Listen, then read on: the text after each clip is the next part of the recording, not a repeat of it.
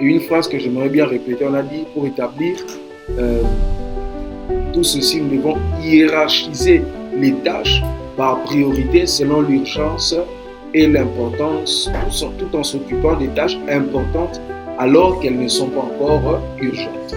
Et l'une des choses importantes, c'est par exemple la formation.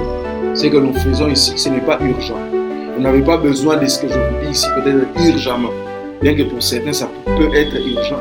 Mais c'est quand même une activité importante. C'est important de se former. C'est important d'apprendre l'anglais. C'est important d'apprendre un domaine. C'est important de se forger quand ce n'est pas encore urgent. Mais beaucoup, quelque part où, par exemple, avoir une compétence dans quelque chose devient urgent.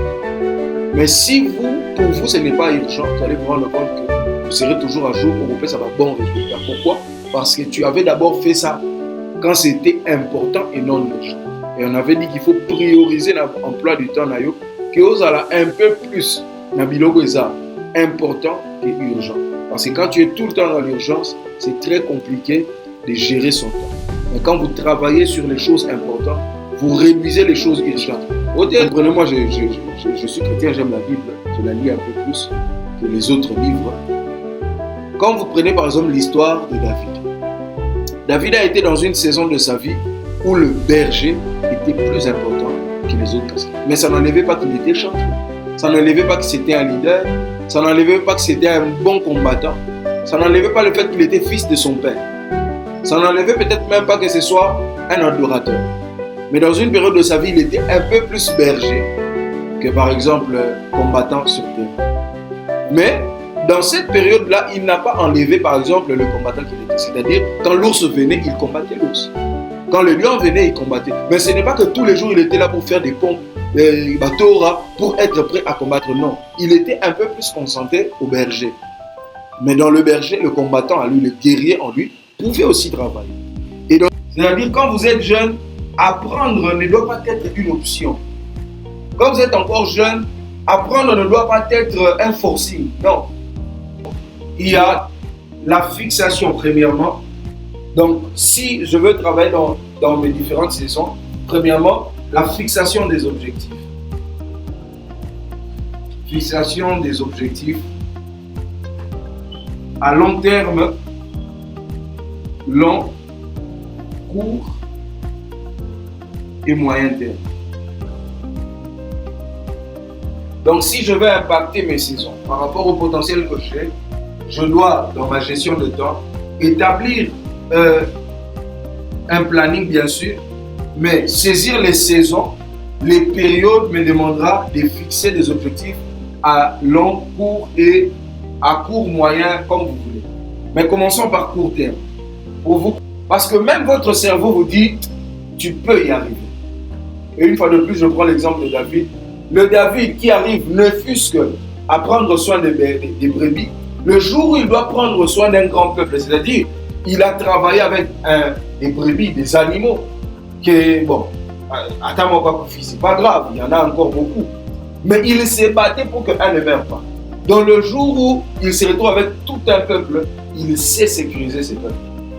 Il sait prendre soin et même Dieu lui fait confiance. Pourquoi? Parce que lui-même, il a bâti une confiance en lui. Et le jour où il vient dans le champ de bataille, on lui pose une question.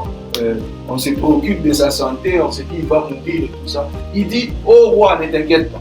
Quand j'étais seul derrière les troupeaux de mon père, quand l'ours venait, le lion venait, voici ce que j'étais en train de faire. Deuxièmement, impacter une saison vous demandera l'écriture de votre projet.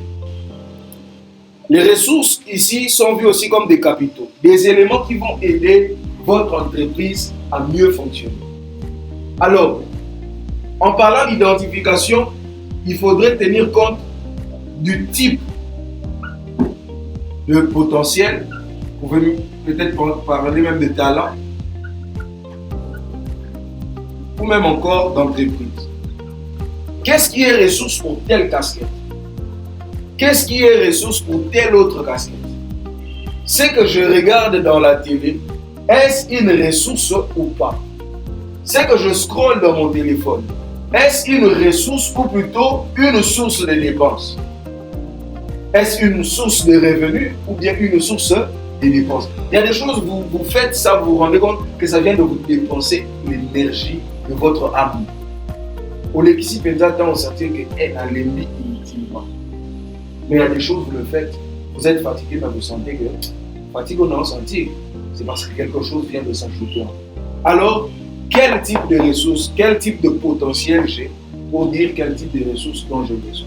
Mais aussi à ce niveau, il faut comprendre que ce sont les ressources qui nous font vivre, parce que notamment l'argent. Une entreprise ne peut pas très bien vivre sans argent. Alors j'ai besoin des ressources. Mais pour arriver finalement à produire de l'argent, je dois d'abord arriver à avoir une multiplicité de ressources. Parce que même les économistes disent que pour atteindre une stabilité financière, il faut multiplier le nombre des ressources que vous avez. Alors si vous voulez multiplier le nombre de ressources, il faudrait voir le type de talent que j'ai, quelles sont les ressources que je dois avoir avant l'argent, bien sûr. J'ai besoin peut-être des bonnes relations. J'ai besoin peut-être d'une caméra. J'ai besoin peut-être d'un crépier. Tout ça doit être vu comme des ressources. Votre manière de concevoir vos ressources déterminera très souvent votre manière de les gérer, votre manière de les investir et votre manière de vous y investir. Je reprends, votre façon de concevoir vos ressources déterminera très souvent votre manière de les gérer, de les investir et de vous y investir. C'est-à-dire, quand vous ne voyez pas une relation comme une ressource, vous risquerez de la briser ou de mal l'utiliser. Si tu ne sais pas voir certaines choses comme ressources, tu vas les briser facilement.